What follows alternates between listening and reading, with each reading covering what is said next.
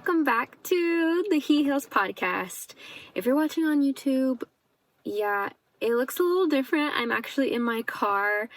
All right, so this is the last episode of He Heals podcast for season 1. This is the last episode of the season, and I pretty much wanted this to be my reflections on the year, my reflections for 2021. And I feel like in order to really paint the picture for you, I need to start in 2020. So 2020, you already know, pandemic, right? So I felt like, well, obviously 2020 was a really hard year for everyone, and honestly, for me, it was probably one of the best years of my life, and I felt really weird saying that. I felt really weird telling people that, because I felt like guilty, like everyone was struggling and I'm like living my best life. I was single, I was healing, I was enjoying the fruit of my friendships, and I was just in a really good place. So, end of 2020, if you watched the last episode, you know that's when I met my current boyfriend, Devin, and so we started dating. And this year, man, not gonna lie, it's been one of the hardest years of my life. And that feels really weird to say, because so many good things happened, so many amazing things happened. I started this podcast, and the first year of my relationship with Devin, and that's been amazing. But there's been some like really hard things that's happened. So beginning of the year, I was honestly doubting with a lot of doubt and fear, because at the end of 2020, I had already known like that I was going to start this podcast. I already knew, like I already had goals, and as I was planning and building, like, I just started to become so overwhelmed with the doubt and the fear of like, well, like, how do I actually start a podcast? What equipment do I need? Like, I'm not tech savvy, like, I'm not capable. And what if nobody listens? I'm new to social media, like, I don't have a big following. Like, what if people don't even listen to me? What if they don't even care? What if, because the things that I share are very, very personal and vulnerable, what if that comes back to bite me? Just like all these thoughts. And I procrastinated a lot. Like, I knew I was going to start it beginning of the year, and I didn't start recording till May. I didn't premiere the podcast until October. So between May and October, yes, I was pre-recording and planning and doing a lot, but it honestly was a lot of procrastination because of the fear. So yeah, just a lot of struggling with toxic thoughts, and it was hard. It was hard because I knew the thoughts about not being good enough or whatever, like, those were all lies. Like, I knew it wasn't true. Like, I know what I'm capable of. I know what my God is capable of. He can do the impossible. If he could just look back at all the people in the Bible that he used. If he could use them, he could use me, and he could use you. So there was that. And then in April, well, technically in February, my mom found out that she had a tumor in her colon, and she had surgery in April to remove that colon, and it didn't go as smooth as possible. They wanted to do it laparoscopically. They ended up having to open her up, and I won't go into too many details because it's not my business to share, but she had a very long road to recovery. While she was in the hospital, like, she was in there longer than we anticipated. She had a PE, which is scary. Pulmonary embolism. Sorry, I'm a nurse and I don't want to just like confuse you with my medical jargon, but that is a potentially life-threatening thing. Like, you could die from having a PE. And it was scary. And I was just in a very weird place because I see patients just like my mom all the time. All the time. And when you've been a nurse for a while, you just kind of get used to these things. You get used to seeing people in pain. You get used to seeing sick people. You get used to seeing illness and death. And it just kind of becomes normal. But when it was my mom, it just hit me completely differently. I was honestly a wreck. I couldn't handle it because all I could think about was worst case scenario. Like, you know, I felt guilty. Like, I didn't catch that. I didn't catch that her doctors and nurses didn't put her on anything to prevent a blood clot. I didn't catch that, and I felt so guilty. And then to see her in pain, like, I couldn't handle it. And I was supposed to be the strong one. I was supposed to be the one who is knowledgeable about all of this and would, you know, kind of spearhead taking care of her and her recovery. And I was just, like, really hurting inside to see her like that. Thankfully, I'll jump ahead of this part of the story. She is fully recovered. She had another surgery in September, and she is now fully recovered. As of now, cancer-free, so praising God for that. But that was honestly a really scary time, real hard time for my family. My dad ended up becoming, like, her primary caregiver, and I have so much respect for him for doing that. My family had to start doing things that I was scared to do as a nursing student, so yeah, I just gained a lot of respect for my family. So there was that. Meanwhile, you know, my mom was having surgery to remove a tumor. It was stage 2 colon cancer, and my best friend's mom was actually battling stage 4 cancer, and I forgot the exact month, but she actually passed away. And this was the same time my mom was recovering from her surgery. And that, I'm trying to find a better word other than hard. It was hard to see, like my mom, where she was at stage 2, just had surgery, and to see someone who was battling stage 4, it was like, wow, like, that could be her future. Like, that could be her future, like, very soon. You know, that was, like, the worst case scenario, and I'm watching that all unfold for my best friend and her family, and that was so painful to watch. Like, it low-key felt like torture to watch someone else walking through that, and I couldn't help but have, like, this empathy of, like, dang, like, that could be my mom. And honestly, like, without giving too much detail, because again, it's not my story to tell, like, it wasn't fair. Like, it wasn't fair. This person, like, was so healthy, was so kind, dedicated her life to God, and it wasn't fair. And so, like, yeah, I was upset, like, with God. You know, like, obviously we're praying for, like, prayers of miracle, and it's not like, no matter how much you pray and you fast and whatever else you're doing, that's not necessarily, this is something I was, like, reading about this week. It's not going to change God's will, you know. You're not forcing God to do anything with your prayer and fasting or whatever else. That's not the point. The point of all that is to get you in position to accept God's will and everything else that comes with that. It's a place of surrender. That's where we're supposed to be, in surrendering our lives to God until we get to the point where it's like, okay, God, like, your will be done. your will, not mine. And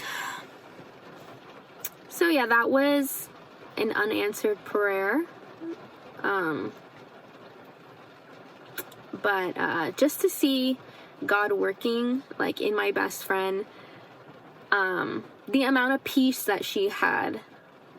Like, I remember the day that she first told me, like, we were just, like, bawling our eyes out together. But then, like, after all that, she had this sense of peace that, you know, is that peace that doesn't make sense, beyond all understanding, the Bible says.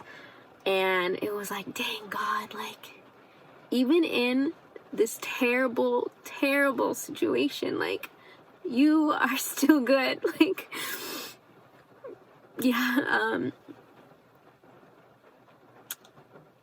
and even now, like, to see where she's at now, God has just been so good to her, in her healing process, where she's been able to be the strong one for her family, and I'm just in awe. I know that's not really, like, my life, but it's my best friend's life, and it was a big part of my year also. So there's that. And then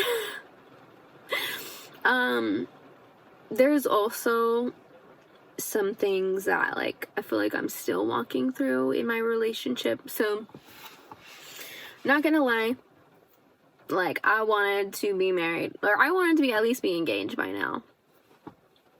Just keeping it real with you.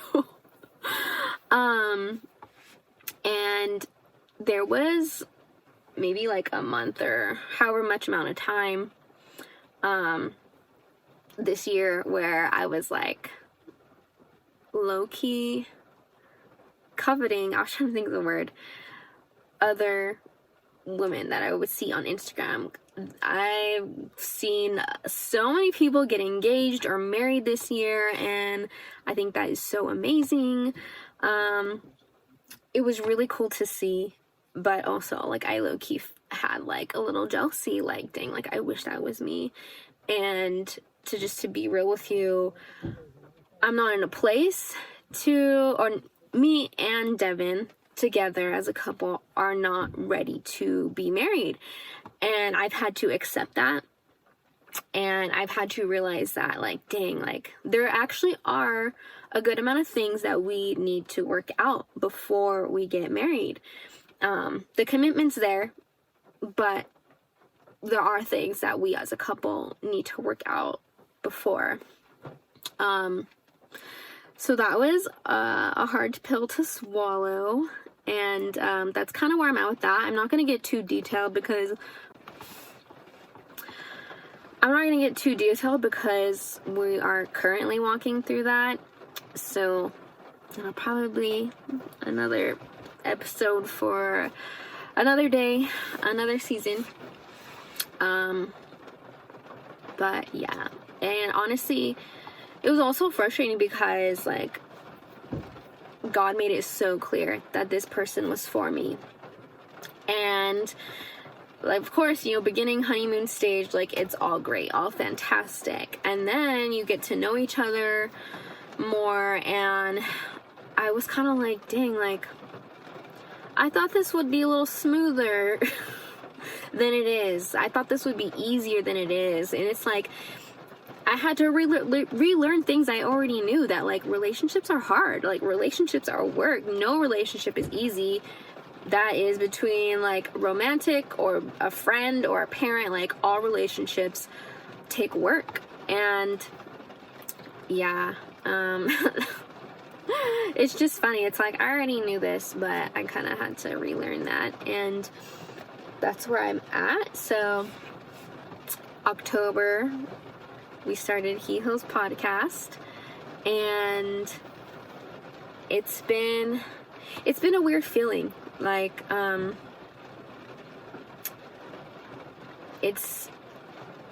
finally at that place where, like, where I wanted to be, like, the things that I've worked towards, like, it's like, I'm here, I'm doing it, I'm doing the thing that I work so hard to do. And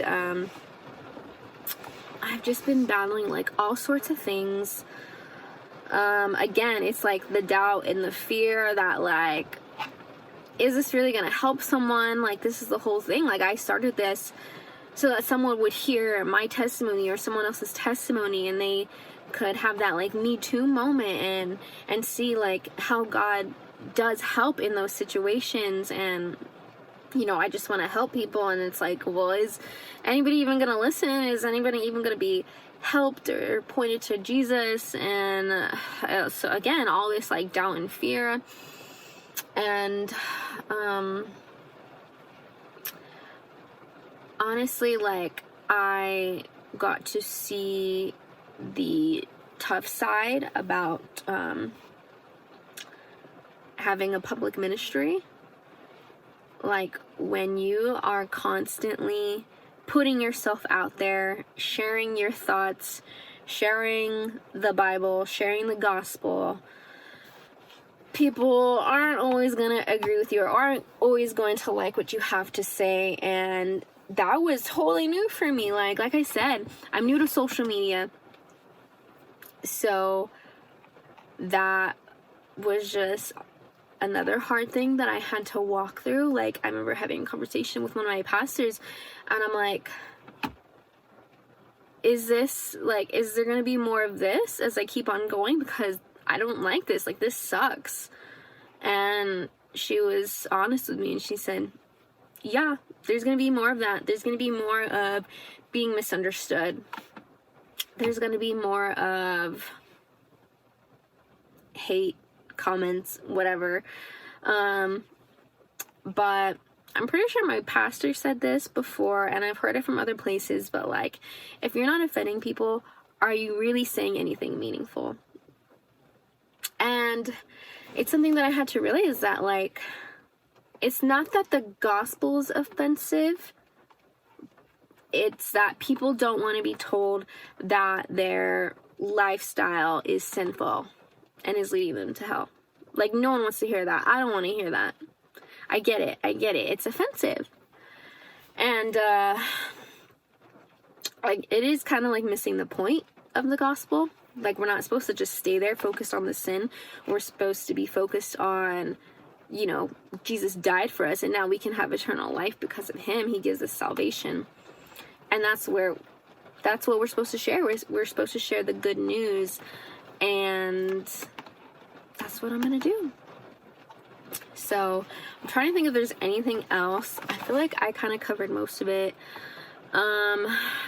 It kind of just felt like one thing after the other, one trial after the other.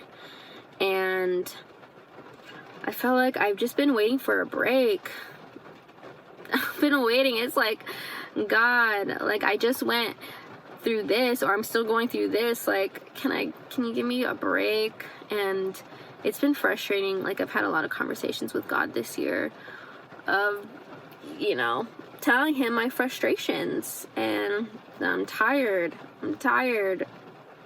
Oh yeah, I totally forgot. I forgot to talk about nursing. Like, that's a whole other thing. Like, if you work in healthcare, if you're a nurse, like, you understand. The burnout is real. Compassion fatigue is real.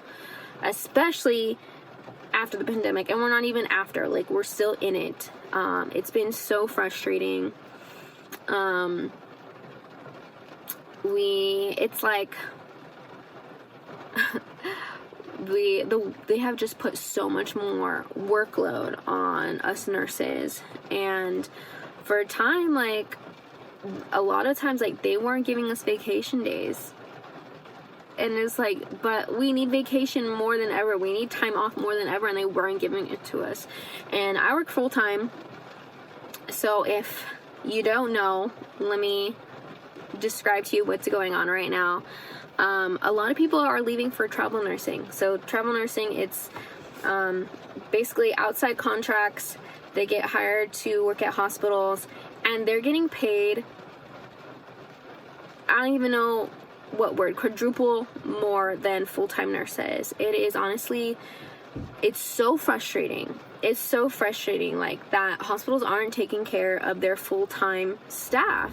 And then they're leaving, and then they need more travel nurses, and it's just a cycle, and it's disturbing how much more that they get paid than us. And so there's just that added on to the whole thing, and it's just a hot mess. We're understaffed, we're overworked, we're tired. I honestly want to quit. I want to quit nursing so bad, and I thought I would last longer. Like, I'm low-key like upset with myself, disappointed in myself, because I thought I would last longer. That I'm over it. I'm so over it. It's hard. People are hard. I work at a county hospital, and we see all types of people, because we get the people that, you know, Kaiser won't take, or whatever hospitals don't take. We get the psych patients as well. I hope that doesn't offend anyone by just like grouping people into psych, but that's what we do. And so we see all types of people, and people got me thinking, like, oh my gosh, who raised you? Did anyone raise you? Like, you talk to people like this? I can't tell you how many times I've been cussed at, been swung at.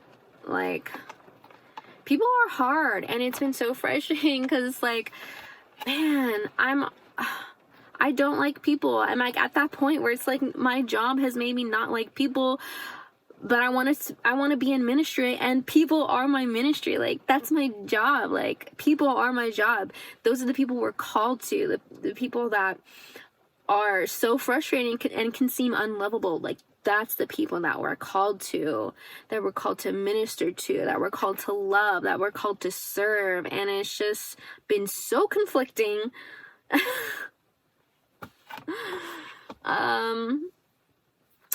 And to be real with you, my goal eventually is to do full-time ministry. I want to work from home and take care of my future babies. I'm sure that God will use my nursing education for something. I don't know what that looks like, but I am planning on leaving acute care. That is to be determined when, but that's the plan. So yeah, there was that, like, going on the entire time of everything else that I already said. And yeah, it's the end of the year, and I am just feeling really ready for a fresh start. I am like ready for this year to be over with. And I'm like good about setting goals and having a word for the year. I haven't done any of that yet. So while I'm still on like a little mini vacation, I'm going to be doing that this week, and praying, talking to God, trying to get a vision for what He wants my life to look like in this upcoming year, and get some goals. And I'm really looking forward to that. So thank you for watching. I still can't believe that this is the last episode of season 1 of He Heals Podcast. It's all been surreal. But here we are. And if this touched you in any way, go ahead, please share this episode on your social media. Don't forget to tag me. I'm at Rachel Elise. You can also find me on my blog, rachelelise.com. And don't forget, subscribe, comment, like, all the things, so you'll be updated, because it'll be a little while before season 2, I think. Still in that planning process, but I do plan on doing some videos and stuff for YouTube in between then. But yeah, thanks for listening. Love you guys.